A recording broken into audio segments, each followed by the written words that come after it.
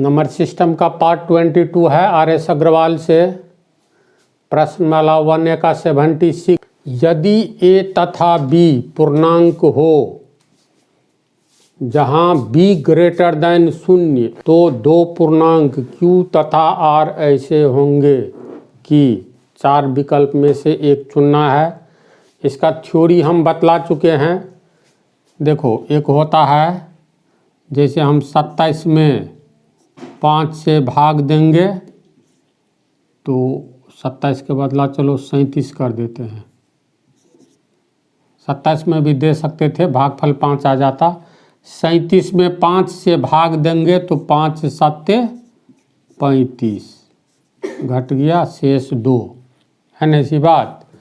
तो 5 7 35 आ 2 37। फिर देखो 5 गुने 7, 5 7 35 में 2 जोड़ेंगे तो हो गया 37।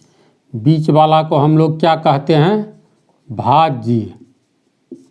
शुरू वाला को भाजक, अंत वाला को भागफल और इसको शेष कहते हैं ना। शेष के लिए लिखा जाता है R, भाजक के लिए लिखा जाता है B, भाज्य के लिए A, भागफल के लिए Q। यानी यहाँ पर देखो 5 गुने 7, 5 गुने 7, 5 7 35 जोड़ 2 बराबर 37 होगा ना। 5 7 35 2 37। 5 क्या हो गया? भाजक यानी B हो गया B, गुने 7 क्या हो गया? Q, 2 हो गया शेष R और 37 हो गया भाज्य यानी A। तो A बराबर BQ प्लस R, ये फार्मूला हुआ। तो एक चीज़ हम रियल नंबर में बतला चुके हैं, भाजक शेष से हमेशा बड़ा होगा। पहली बात, भाजक यहाँ 5 है ना, शेष 2 है। किसी भी संख्या को A मानो और B किसी को मान लो, अंत में रिजल्ट ये शेष जो बचेगा या तो शून्य होगा या शून्य से बड़ी संख्या होगी। शून्य से बड़ी संख्या चाहे जो हो, जैसे अगर हम लोग मान लो 35 में 7 से भाग दे, चलो 5 से ही दे, तो 5 7 35, शेष में शून्य बचा, यानी R बराबर कितना हो गया? शून्य।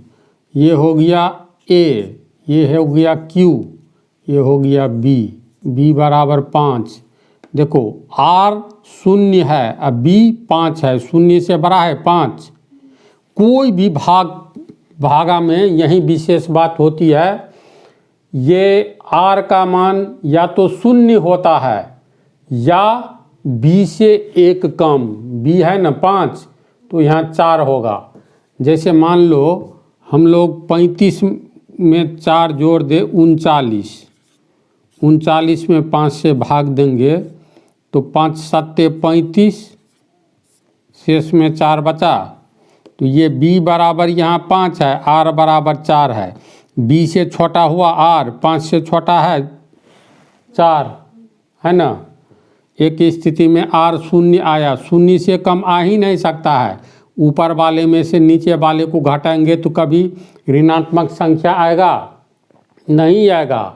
क्यों नहीं आएगा?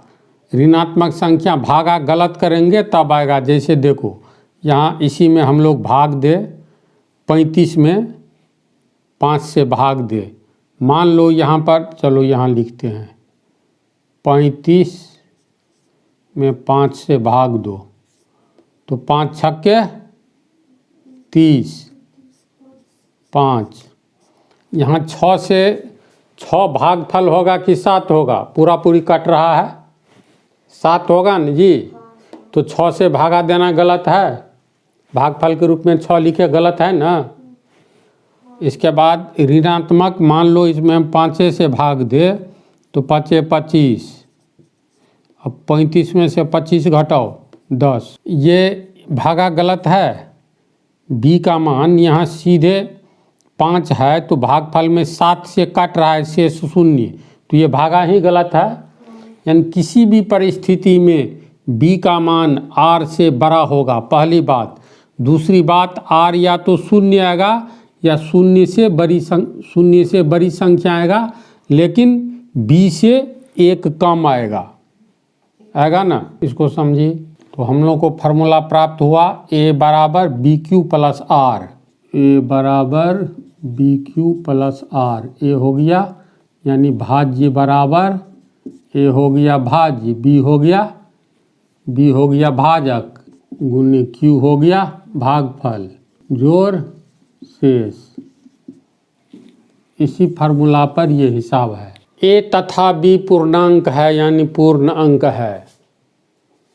जहाँ b ग्रेटर देन 0, कहने का अर्थ यहाँ जो भाग देंगे तो b ग्रेटर देन 0 यानी b जो है 0 से बड़ा है, तो यहाँ पर b आता है तो 0 से बड़ा है, तो 0 से बड़ा का मतलब हो गया 1 2 3 4 5 6 7 8 अनंत तक कुछ भी ले सकते हैं, तो b ग्रेटर देन 0 है। तो दो पूर्णांक q तथा r ऐसे होंगे कि यानी q, ये q यहाँ आता है, ये तो a हो गया, यहाँ पर r आता है ना, यहाँ b q को गुना करते हैं तो घटा करके r आता है।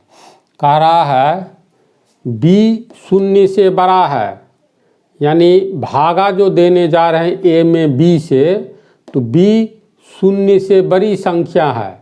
तो ऐसी स्थिति में q और r ऐसे होंगे कि कैसे होंगे, तो पहला विकल्प लो, a बराबर बी क्यू प्लस आर, जहाँ 0 और b।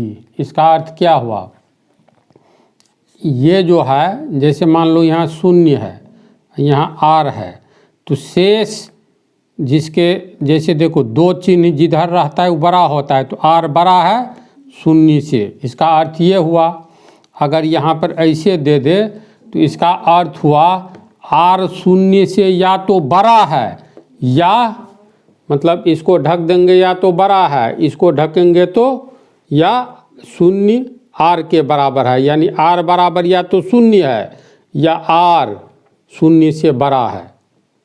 तो ये तो शर्त ही होता है, अभी उदाहरण में बतलाए थे होता है ना।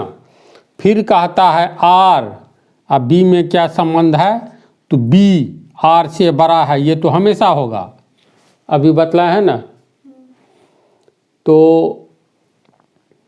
q और r यानी q और r ऐसे होंगे, इस तरह के होंगे ताकि ये संबंध बन रहा है। कहता है क्या ये सही है, 4 विकल्प है, तो वास्तव में यही सही है, समझे।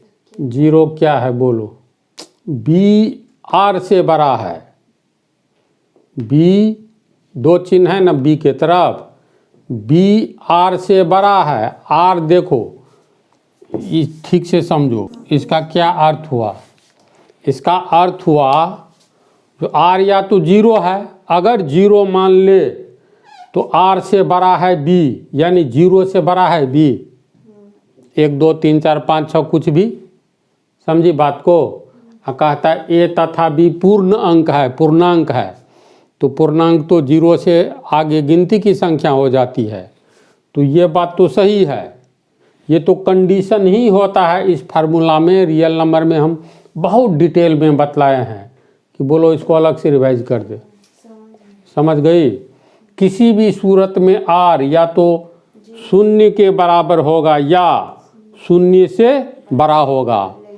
अगर हाँ r जो है b से छोटा होगा, यानी b हमेशा बड़ा रहता है, अभी उदाहरण में बतलाया ना, r है 2 अब b है 5, कोई भी भागा लेंगे तो शेष हमेशा भाजक से कम ही होगा, या तो 0 होगा या भाजक से कम होगा, ठीक है, और 1 कम होता है।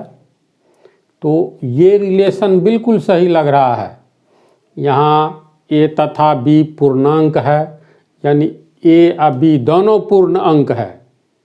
जहाँ बी शून्य से बड़ा है, ये बी जो है बी शून्य से बड़ा है, यानी 1 2 3 4 5 6 7 8 अनंत तक जिससे भाग दिया गया हो। शर्त इतना ही है, ए और बी दोनों पूर्ण अंक है, पूर्णांक है, जिसमें बी शून्य से बड़ा है। तो बात सही है। तो दो पूर्णांक Q तथा R के ऐसे होंगे कि ये चारों में से किस तरह के होंगे, तो चारों में से तो इसी तरह के होंगे।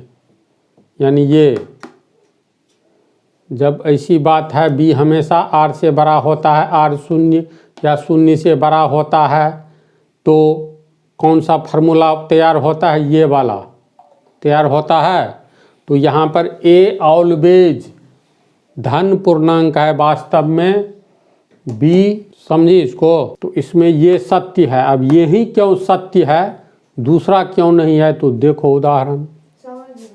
नहीं और सत्य क्यों नहीं है, तो इस पर हम लोग सोचेंगे ना। अब दूसरा में है B में विकल्प B बराबर AQ प्लस R, जहाँ शून्य। अब इसमें देखो तो B बराबर AQ, B यानी 5 जो है बराबर A और Q, 37 को 7 से गुना करो तब शेष जोड़ दो, तो ये फार्मूला फेल है। दूसरी बात ये भी कहता है शून्य से बड़ा होगा R, R जो है शून्य के बराबर होता है या शून्य से बड़ा होता है। यहाँ दे दिया है B R के बराबर भी है, बराबर का चिन्ह, तब ऐसे भी है ना। तो R और B और R कभी नहीं बराबर होगा, R हमेशा B से छोटा होगा। उदाहरण के द्वारा दिखला दिया, यहाँ 2 है R, यहाँ B का मान 5 है, 5 से 2 छोटा है। कोई भी उदाहरण लेंगे तो R या तो शून्य होगा या B से छोटा होगा। इसका मतलब ये विकल्प गलत है। C B बराबर RQ प्लस A, यहाँ ये संबंध ठीक है, या तो R शून्य के बराबर है या शून्य से बड़ा है, R से बड़ा B है। लेकिन ये देखो तो B बराबर RQ, तो B बराबर R और Q, तो B 5 है बराबर RQ, तो 7 दूनी 14 और जोड़ A 14 37 51, 5 बराबर 51 नहीं न होगा। कोई भी उदाहरण लेकर के यह फार्मूला गलत हो जाता है, यानी ये भी नहीं होगा। अब D, और इनमें से कोई नहीं कैसे, ये तो है पहला, तो इसका आंसर क्या हो जाएगा, A। इसमें तर्क वाली बात है, इसीलिए लिखना कुछ नहीं है, विकल्प में दे देना है आंसर A।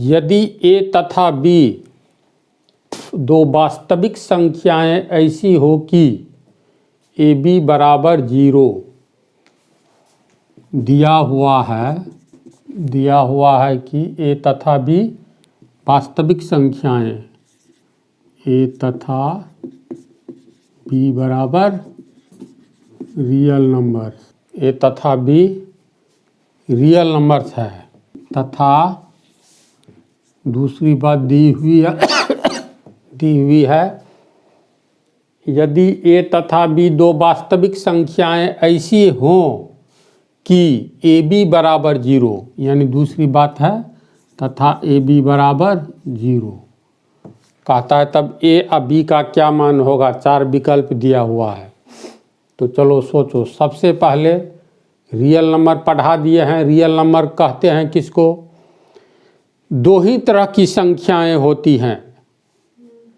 एक होता है इमेजिनरी काल्पनिक संख्या, इमेजिनरी क्वांटिटी, एक होता है रियल नंबर यानी वास्तविक संख्या और काल्पनिक संख्या। यानी पृथ्वी पर दो ही तरह के जीव हैं, या तो स्त्रीलिंग या पुल्लिंग। अगर हम स्त्रीलिंग को हटा दें तो पृथ्वी पर बचा हुआ जितने भी जनसंख्या होगी, जो भी जनसंख्या स्त्रीलिंग को माइनस कर दे तो बचा हुआ पुल्लिंग होगा। तो जब दो ही तरह की संख्याएं हैं तो काल्पनिक संख्या को माइनस कर दो तो टोटल बच रही संख्या क्या होगी? वास्तविक संख्या। तो काल्पनिक संख्या किसको कहते हैं? अगर रूट के भीतर कोई ऋणात्मक अंक हो, संख्या हो, रूट -1, यानी चलो ना इसको ऐसे लिख देते हैं, रूट x को, अब देखो तो इमेजिनरी क्वांटिटी की परिभाषा, रूट x को काल्पनिक संख्या इमेजिनरी क्वांटिटी कहते हैं, जहाँ x क्या है? ऋणात्मक पूर्णांक, यानी पूरा पूरी अंक, पूर्ण अंक है x। अब x का मान कुछ भी भरो ऋणात्मक पूर्णांक में, तो ऋणात्मक पूर्णांक कहाँ से शुरू होता है? शून्य के पीछे पूर्ण अंक, यानी -1, -2, -3, शून्य के पीछे अनंत संख्या ऋणात्मक है, ऋणात्मक पूर्णांक है ना। तो x का कुछ भी मान लेंगे तो ऋणात्मक पूर्णांक, जैसे रूट में -1, root -2, root -3, root -4 dot dot डॉट अनंत तक चली जाओ। तो इन संख्याओं को काल्पनिक संख्या कहते हैं। इन संख्याओं को छोड़कर जितनी भी संख्याएं हैं सभी रियल नंबर्स कहलाती हैं। और रियल नंबर्स वास्तविक संख्या के दो और केवल दो भेद है। पहला परिमेय संख्या रेशनल नंबर और दूसरा अपरिमेय संख्या इरेशनल नंबर।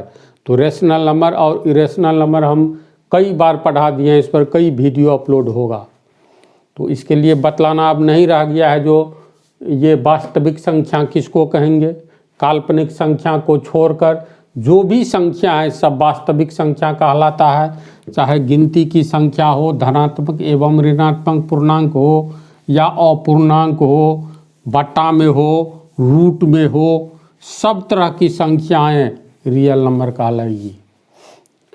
अब देखो दिया हुआ है कि a तथा b रियल नंबर्स हैं तथा a गुने b बराबर 0, तो a का मान क्या क्या हो सकता है? तो पहला विकल्प a बराबर 0 तथा b बराबर 0 कहता है। a बराबर 0 तथा पहला विकल्प है a बराबर 0 तथा b बराबर 0। बोलो सही है कि गलत? ये सही हो सकता है लेकिन पूर्ण रूप से सही नहीं है। कैसे नहीं है सही? तो देखो a का मान हम 0 लेंगे, a b बराबर 0 है ना, तो a का मान 0 लेंगे, b का मान 0 लेंगे, तो 0 गुने 0 बराबर 0, यानी सही लग रहा है। अगर हम a का मान 9 ले ले तो 9 को 0 से गुना करेंगे तो 0 नहीं होगा। अगर a का मान लो कुछ भी ले, 0.3 ले ले, तो 0.3 को 0 से गुना करेंगे 0 होगा। तो क्या अब बोलो ये सही है? नहीं है। यहाँ कहना है a भी 0 होगा, b भी 0 होगा जब a और b का गुणनफल 0 के बराबर होगा। तो नहीं, कोई ज़रूरी नहीं है। यह हो सकता है लेकिन चिर सत्य नहीं है, अस्थायी रूप से सही नहीं है, समझे? तो इसका मतलब ये गलत है। अब दूसरा विकल्प हो a बराबर 0 अथवा b बराबर 0 अथवा दोनों में से प्रत्येक 0, यानी a बराबर 0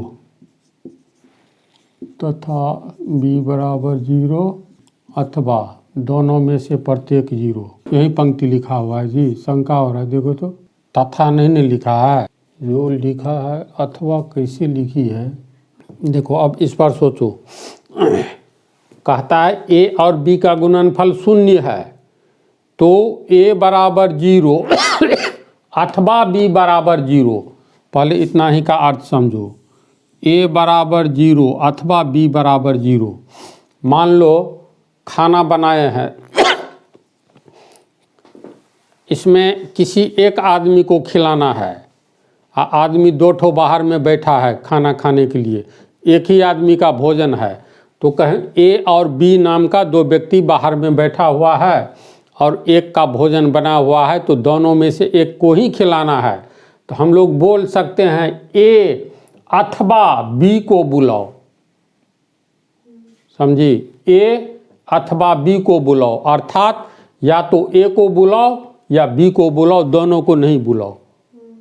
तो इसमें कह रहा है ए इंटू बी बराबर 0, तो क्या ये विकल्प सही है? कौन सा? तो ए बराबर 0 अथवा बी बराबर 0, यानी दोनों में से कोई एक ही 0। तो मान लो ए का मान 0 होगा, ए बी बराबर 0 में ए का मान 0 होगा, तो बी का मान 0 नहीं होना चाहिए, कुछ दूसरा होना चाहिए। इस यहाँ तक का ये अर्थ हुआ। तो बी का मान लो कुछ भी है, मान लेते हैं 3 है, तो 0 को 3 से गुना करेंगे, 0 गुने कुछ भी देंगे, 0 गुने गॉड बराबर 0, कोई भी अंक संख्या देंगे तो पर भी 0 होगा। तो यहाँ तक तो सही है ना। फिर कहता है अथवा, यानी या दोनों में से प्रत्येक 0, तो ये भी तो सही है। अगर दोनों में से ही दोनों 0 हो जाए प्रत्येक, यानी ए बी तो पर भी 0 होता है। देखो हूबहू बात मिल रही है। फिर सोचो, ए और बी का गुणनफल 0 है, दोनों ए बी रियल नंबर्स हैं। ए और बी का गुणनफल अगर 0 हो तो ये तो गलत साबित हो गया। कहता है तो ए बराबर 0 होना चाहिए या बी बराबर 0 होना चाहिए। तो ए का मान 0 लेंगे तो बी का मान 3 लिए तो 0। अगर मान लो ए का मान ही कुछ लेंगे, ए का मान लेते हैं 0 नहीं लेंगे 5 लेते हैं, माइनस में लो बट्टा में लो जैसे लो, और गुने बी को 0 मानते हैं तो पर भी 0 होता है। यानी यहाँ तक की बात तो बिल्कुल सही है। या तो ए 0 होगा तब बी 0 नहीं होगा और दोनों का गुणनफल 0 होता है। दूसरी बात, ए को 0 नहीं माने, ए कोई अंक मान ले, चाहे ऋणात्मक पूर्णांक हो, धनात्मक पूर्णांक हो, दशमलव वाला संख्या हो, अपरिमेय हो, अपरमेय हो, कुछ भी हो लेकिन 0 नहीं हो। तो ए को मान लो 5 मान लिए, अब बी कहता है 0, तो पर भी तो गुणनफल 0 होता है। ए हो जाए 0, बी 0 नहीं हो तो पर भी गुणनफल 0, बी 0 हो जाए ए 0 नहीं हो तो पर भी गुणनफल 0। यानी यहाँ तक की पंक्ति सही है। फिर कहता है अथवा दोनों में से प्रत्येक 0, यानी ए का मान 0 ले लो और बी का मान 0 ले लो तो पर भी 0 होता है। ऊपर वाला तो पूर्ण सत्य नहीं है। ये विकल्प क्यों गलत है हम साबित किए हैं, फिर बतलावे। हम ये पूछ रहे थे, इसमें दोनों में से प्रत्येक 0 है, लेकिन उसमें भी ए वाले ऑप्शन में भी दोनों 0 ही है, इसमें भी 0। तो ए है मान लो बिहार का, बी है यूपी का। अब पंक्ति सुनो, ए एवं बी इंडियन हैं, बात सही है, जो कहते हो वही बोलो। ए एवं बी इंडियन है, कहेंगे ए इंडियन है और बी उत्तर प्रदेश का है, यूपी का। ये बात बिल्कुल सही है? नहीं है सही। चलो डायरेक्ट इसी पर और बात को आगे नहीं बढ़ाएंगे। मान लो ए और बी का गुणनफल 0 है, तो कहता है पहला विकल्प सही है कि गलत, निर्णय कीजिए। ए बराबर 0 तथा बी बराबर 0, यानी जब दोनों का गुणनफल 0 है तो कब? जब ए बराबर 0 हो तथा बी बराबर 0 हो। बिल्कुल सही आंसर लग रहा है। ये सही है लेकिन पूर्ण रूप से सही नहीं है। क्यों नहीं पूर्ण रूप से सही है? इसलिए नहीं सही है, जब ए बराबर 0 होगा, बी बराबर 0 होगा तो 0 गुने 0 बराबर 0 तो होगा, लेकिन क्या ए बराबर 0 होगा, बी बराबर 5 होगा? तो यहाँ तो बी बराबर 5 नहीं है। या बी बराबर दे दे गिनती की संख्याएं, तो गिनती की कोई एक संख्या है, तो बी का मान तो 1 2 3 4 5 अनंत तक कुछ भी लिया जा सकता है।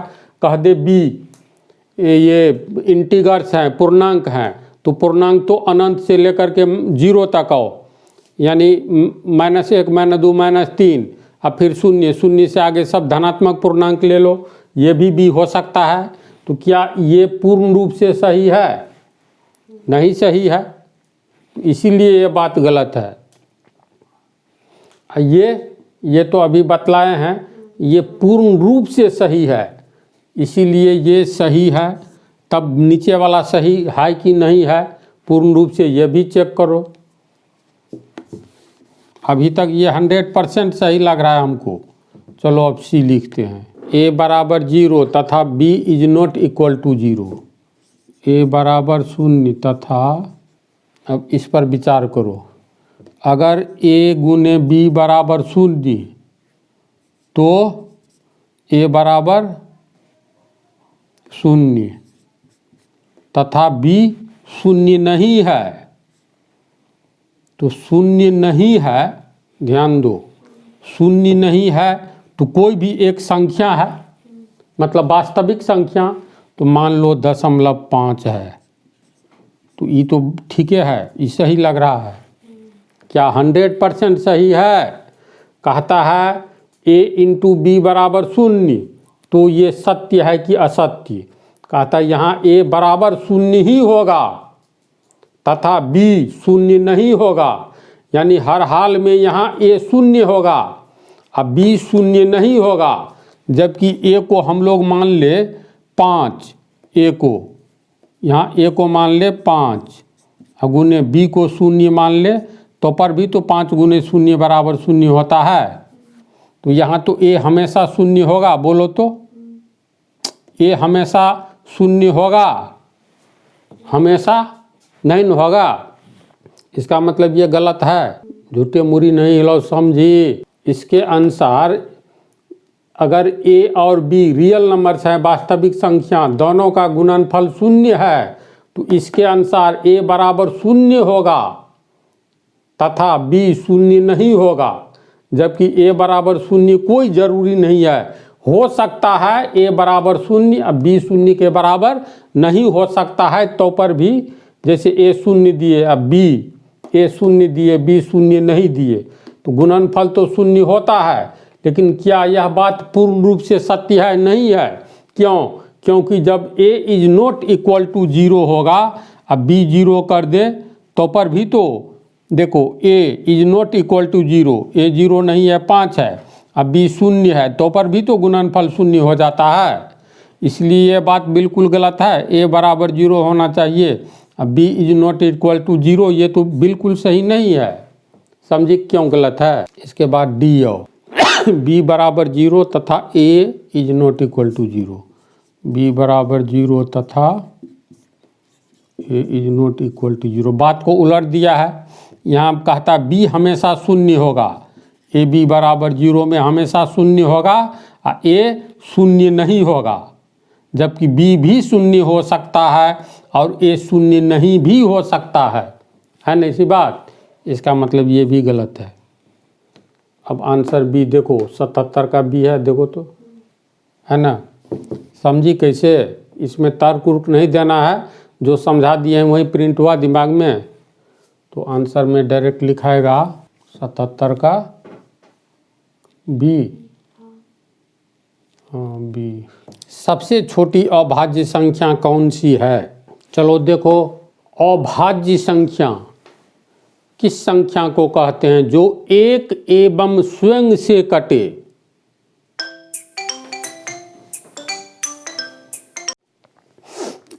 सबसे छोटी अभाज्य संख्या, तो देखो तू भी आशीष इसमें ब्रेन लगाओ। सबसे छोटी अभाज्य संख्या, तो अभाज्य संख्या की पहली परिभाषा जो है ये इससे स्पष्ट ही नहीं होता है एक के बारे में। अभाज्य संख्या की दूसरी परिभाषा जो हम बतलाए हैं वो क्या बतलाए हैं, जस्ट रिवाइज कर लो। जैसे 5 है तो 5 को हम लोग कितने गुणनखंड में बांट सकते हैं? जिसका ऐसा गुणनखंड जिसका पुनः गुणनखंड नहीं हो। देखो ऐसा गुणनखंड जैसे 50 का गुणनखंड 10 पंचे 50 होता है, ये भी 50 का पहला गुणनखंड 10, दूसरा 5, है ना? फिर 50 का गुणनखंड 25 गुने 2, पहला 25 दूसरा 2, फिर 50 का गुणनखंड 2 पंचे 10 पंचे 50। तो ये 50 के इस गुणनखंड में पुनः इसका गुणनखंड नहीं हो सकता, 5 का गुणनखंड नहीं हो सकता, 5 गुने 1 होगा। मतलब अभाज्य संख्या ऐसी संख्या को कहते हैं जिसके 2 और केवल 2 गुणनखंड होते हैं, तीसरा नहीं। और 2 ऐसी संख्या, हाँ 2 और केवल 2 गुणनखंड होते हैं, 2 और केवल 2। तो यहाँ पर शून्य की बात छोड़ो, इसमें अनंत तरह का गुणनखंड होगा। शून्य बराबर 0 गुने 1 गुने 2 गुने 3, शून्य बराबर 5 गुने 100। शून्य की चर्चा ही हट गई।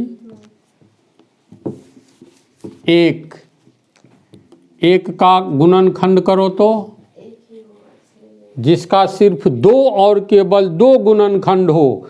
1 का गुणनखंड देखो, 1 गुने 1 कितने बार लिखोगे, जितने बार लिखोगे सब सही है। 1 1 2 1 3 गुणनखंड हो गया। फिर चले आओ 2, कहता है सबसे छोटी, तो शून्य के बाद 1 फिर 2, तो 2 का गुणनखंड 1 दूनी 2। पहला गुणनखंड 1, दूसरा 2, है ना। तो 3 का भी यही हाल है, 1 गुने 3, तो 2 से आगे न 3 है, कहता है सबसे छोटी अभाज्य संख्या, तो 2 है। क्यों है 2? क्योंकि 2 के केवल 2 और 2 के सिर्फ 2 ही गुणनखंड होते हैं, इसीलिए ये अभाज्य संख्या है अकॉर्डिंग टू डिफिनीशन, परिभाषा के अनुसार। तो 78 का आंसर कौन? विकल्प में सी। गया? ठीक।